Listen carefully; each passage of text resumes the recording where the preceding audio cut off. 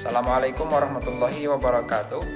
Izinkan kami dari kelompok 11 menyampaikan materi mengenai pelaksanaan evaluasi pembelajaran.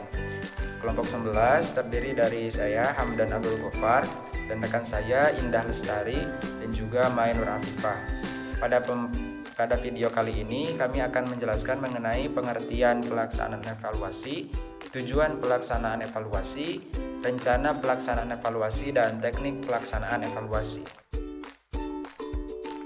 Bismillahirrahmanirrahim. Pertama-tama di sini saya akan menjelaskan apa sih yang dimaksud dengan pelaksanaan evaluasi.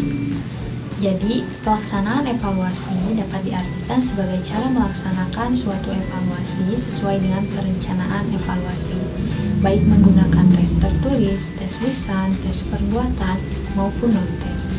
Nah, dalam pelaksanaan tes maupun non-tes tersebut akan berbeda satu dengan lainnya sesuai dengan tujuan dan fungsinya masing-masing. Dalam pelaksanaan tes lisan harus memperhatikan tempat atau ruangan tes yang akan digunakan. Dalam pelaksanaan tes tertulis juga harus memperhatikan ruangan atau tempat tes itu dilaksanakan. Nah, ruangan dan tempat duduk peserta didik ini harus diatur sedemikian rupa sehingga gangguan suara dari luar dapat dihindari dan suasana tes dapat berjalan dengan lebih tertib. Sedangkan dalam tes kinerja, menilai hasil kerja peserta didik dapat dengan cara memberikan tugas atau proyek dan menganalisis semua hasil kerja dalam bentuk portofolio. Penilai diharap tidak hanya menilai kognitif peserta didik, tetapi juga non-kognitif, seperti pengembangan pribadi, kreativitas, dan keterampilan interpersonal, sehingga dapat diperoleh gambaran yang komprehensif dan utuh.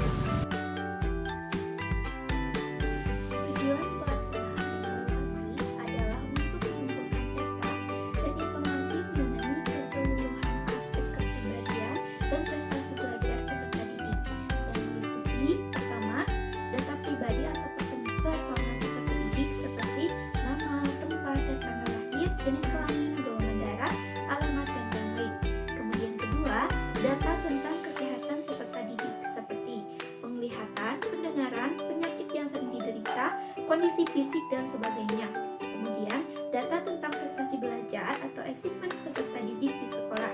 Lalu data tentang sikap atau peserta didik seperti sikap terhadap sesama teman sebaya, sikap terhadap kegiatan pembelajaran, sikap terhadap guru dan kepala sekolah, sikap terhadap lingkungan sosial, dan lain-lain.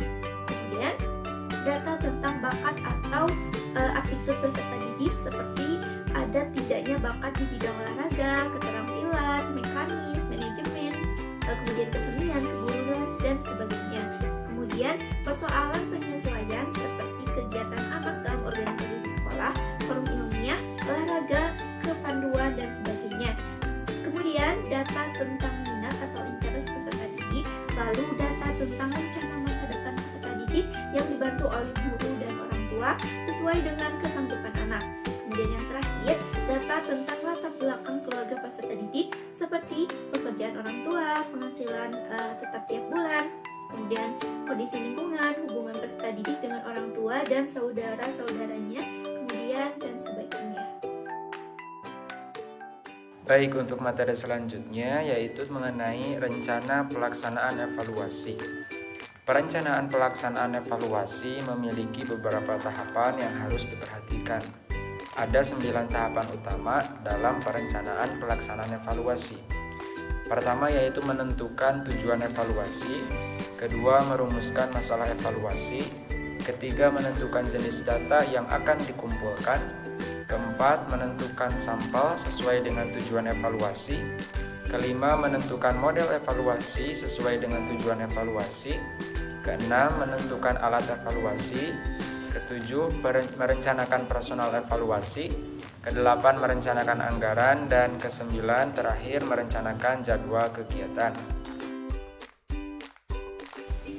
Selanjutnya berikut ini adalah teknik pelaksanaan evaluasi.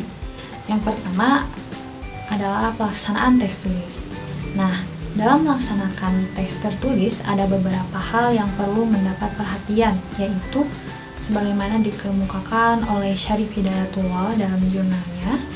Yang pertama, Agar dalam mengerjakan soal tes, para peserta tes mendapat ketenangan, seyogianya ruang tempat berlangsungnya tes dipilihkan yang jauh dari keramaian, kebisingan, suara hiruk-pikuk, dan lalu lalang orang.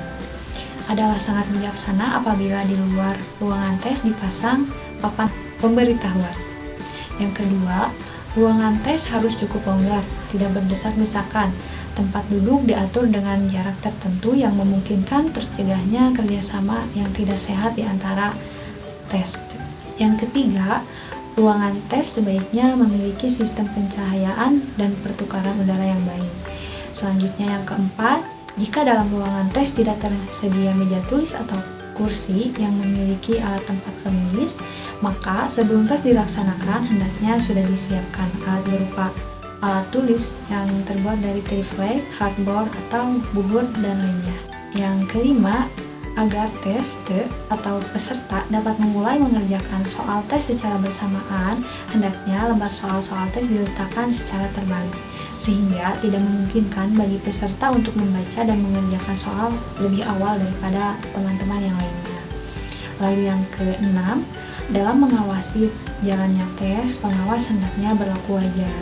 Artinya, jangan terlalu banyak bergerak, terlalu sering berjalan-jalan dalam ruangan tes sehingga mengganggu konsentrasi peserta. Pengawas tes juga jangan selalu duduk di kursi sehingga dapat membuka peluang bagi peserta yang tidak jujur untuk bertindak curang. Lalu yang ketujuh, sebelum berlangsungnya tes, hendaknya sudah ditentukan lebih dahulu sanksi yang dapat dikenakan kepada peserta yang berbuat curang. Dan yang kedelapan, sebagai bukti mengikuti tes, harus disiapkan daftar hadir yang harus ditandatangani oleh seluruh peserta tes. Lalu yang kesembilan, jika waktu yang ditentukan telah habis, hendaknya peserta diminta untuk menghentikan pengerjaannya dan secepatnya meninggalkan ruangan tes. Lalu yang terakhir, yang ke-10, untuk mencegah timbulnya berbagai kesulitan di kemudian hari, pada berita acara pelaksanaan tes harus dituliskan secara lengkap berapa orang peserta yang hadir dan siapa yang tidak hadir, dengan menuliskan identitasnya seperti nomor urut, nomor induk, nomor ujian, nama, dan sebagainya. Dan apabila terjadi penyimpangan-penyimpangan atau kelainan-kelainan harus dicatat dalam berita acara pelaksanaan tes tersebut.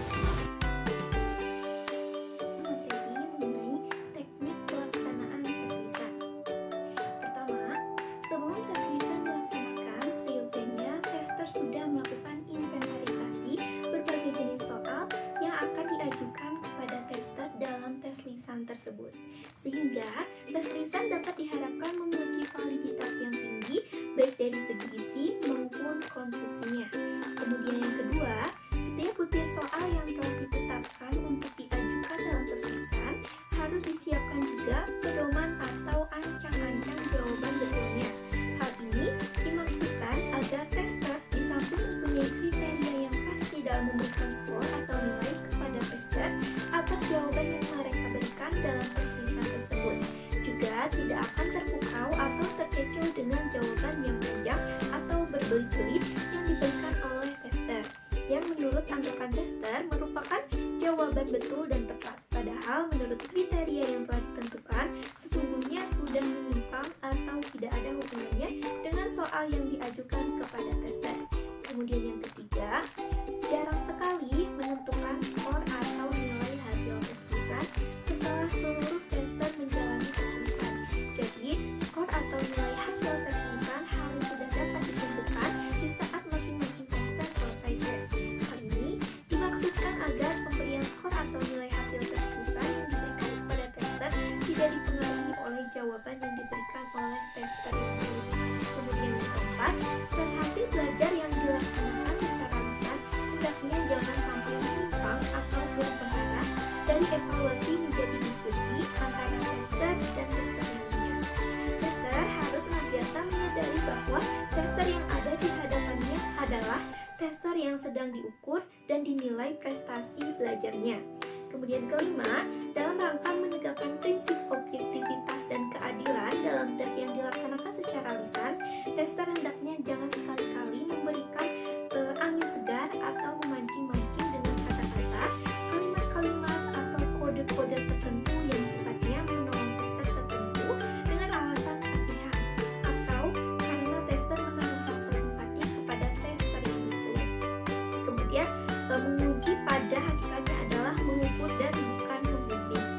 Kemudian yang keenam, tes tulisan harus berlangsung secara wajar. Pernyataan tersebut mengandung makna bahwa tes tulisan itu jangan sampai menimbulkan rasa takut, gugup, atau panik di kalangan tester. Karena itu, dalam mengajukan pertanyaan-pertanyaan kepada tester harus menggunakan kata-kata yang halus, bersifat sabar, dan tidak emosional. Penggunaan kalimat-kalimat yang sifatnya menteror yang dapat menimbulkan tekanan psikis pada diri tester haruslah dicegah.